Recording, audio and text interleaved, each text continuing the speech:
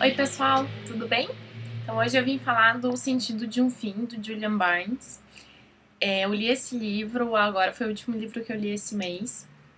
Ele vai contar mais ou menos a história do Tony. Então é o Tony, na realidade, contando a história dele em primeira pessoa.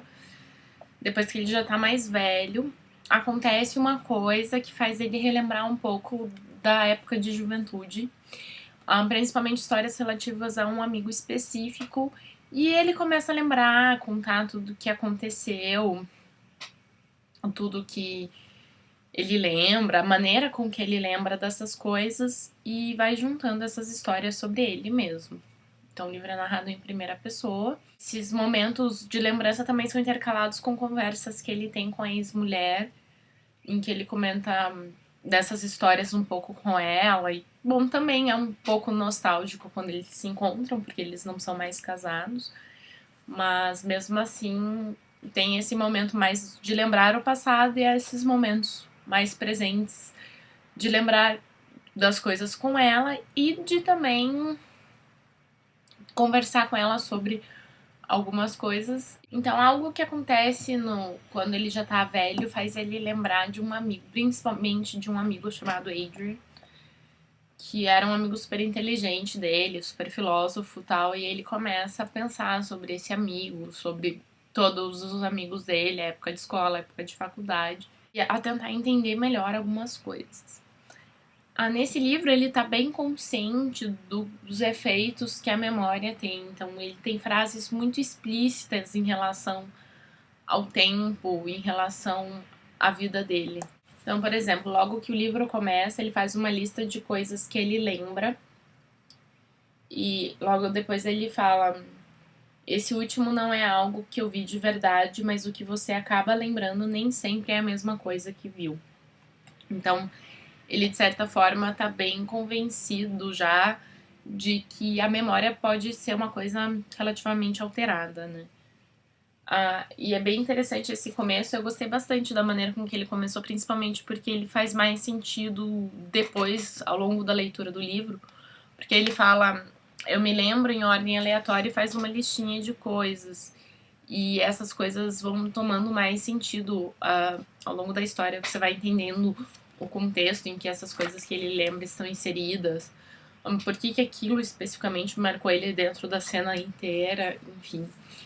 É um jeito bem bonito, bem bacana de começar o livro. Enquanto ele vai voltando ao passado dele para perceber essas coisas e reviver esses momentos, a gente percebe que ele é bastante consciente, de certa maneira, do efeito do tempo na vida das pessoas, na memória das pessoas.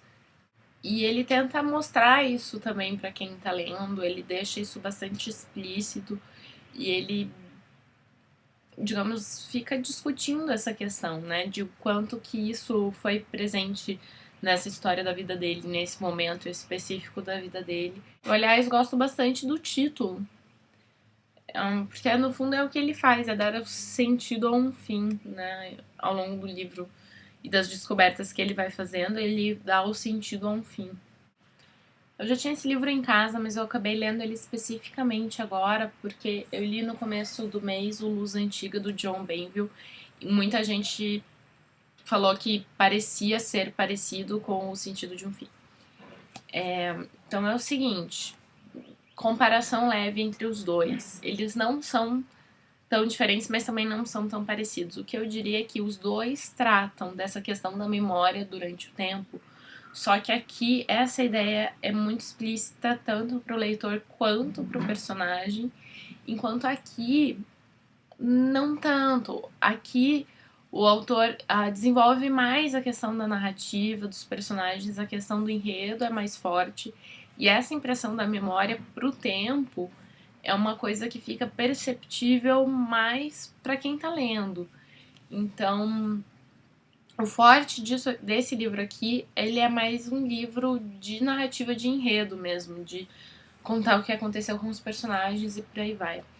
Aqui, ele acaba até enxugando um pouco a narrativa das cenas e pro próprio personagem, pro próprio narrador, a ideia do tempo, da memória tá mais explícita, é uma discussão mais presente dentro do próprio personagem. Não que aqui não esteja, mas ele ainda tá se resolvendo quanto a isso, enquanto aqui ele parece já ter percebido.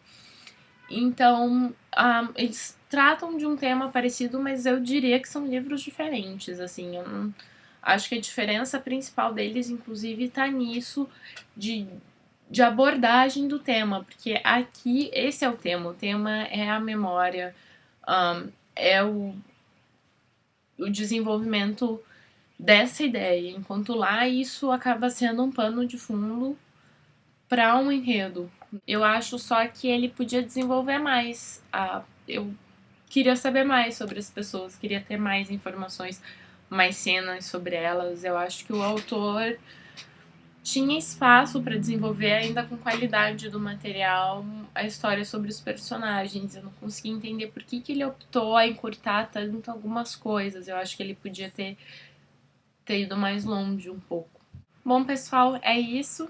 Eu gostei do livro. Ele não foi um livro assim que me arrebatou, que me surpreendeu, que mudou minha vida, mas eu gostei de ler. Ele é um livro curtinho. Eu li em uns 2 dias. Eu acho que se você pegar um dia assim que você tenha mais tempo e sentar pra ler assim mesmo, até em um dia você consegue ler ele inteiro.